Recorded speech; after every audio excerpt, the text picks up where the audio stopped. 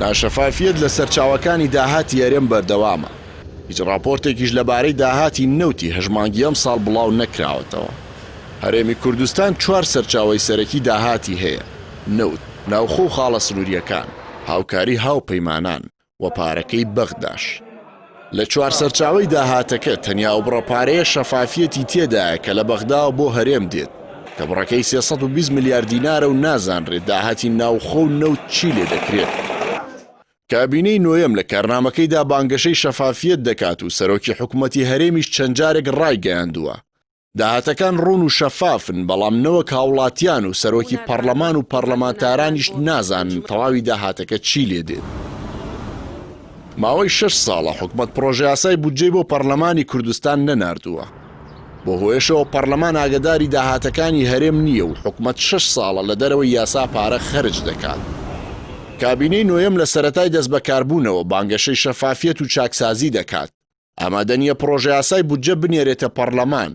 لە زانستی ئابووری و داراییشدا هەر حکوومەتێک یاسای بودجەی نەبێت بە حکوومەتێکی شکست خواردوو لە قەڵەم دەدرێت. پەیوەست بە داهاتی نەوتیش لە کابینەی نۆیەم هاوشێوەی کابینەکانی پێشوو بە ناشەفافی ماوەتەوە. کۆمپانیای دیلۆت کە کاری وردبینی بۆ داهاتی نەوتی هەرێم دەکات، هیچ راپۆرتێکی دەربارەی داهاتی نەوتی هەرێم لە 8 مانگی 2020 بڵاو نەکردوتەوە، کەچی سەرۆکی حکوومەت دەڵێت داهات ڕوون و ئاشکرایە. لە یەکێک لە بڕگەکانی کارنامەی کابینەی نۆیەم داهاتووە سندوقی کوردستان بۆ داهاتە نەوت و غازیەکان دروست دەکەن. دوای تێپەڕبوونی زیاتر لە ساڵێک بەسەر تەمەنی کابینەکە چارەنووسی سندوقەکەش بە نادیاری ماوەتەوە. بۆ شەفافکردنی داهاتی نەوت پەرلەمانی کوردستان لە ساڵی 2015 یاسای سندوقە نەوت و غازیەکانی پەسەند کرد. بۆ درێژەدان بە گەندەڵیش تاوەکو ئێستا ڕێگە نەدراوە سندوقەکە دروست بکرێت. بە پێچەوانەی هەرێم مانگانە وەزارەتی نەوتی عێراق داهاتی نەوت ئاشکرا دەکات. بە پێڕاگەیەندراوی وەزارەتەکە لە مانگی ڕابردوودا 85 ملیۆن و 336,290 بەرمیل نەوت هەناردە کراوە. داهاتەکەی 3 ملیار و 491 ملیۆن و 767 دۆلار بووە. هاوشێوەی داهاتی نەوت داهاتی ناوخۆ و خاڵە سنووریەکانی هەرێم بە ناشەفافی ماوەتەوە. ئەوتەی بەشێک لە پەرلەمانتاران مانگانە زیاتر لە 190 میلیارد دینار داهاتی دەواازە سنووریەکانی هەرێم بە گەندەڵی بۆ کۆمپانیا حیزبیەکان دەڕوات.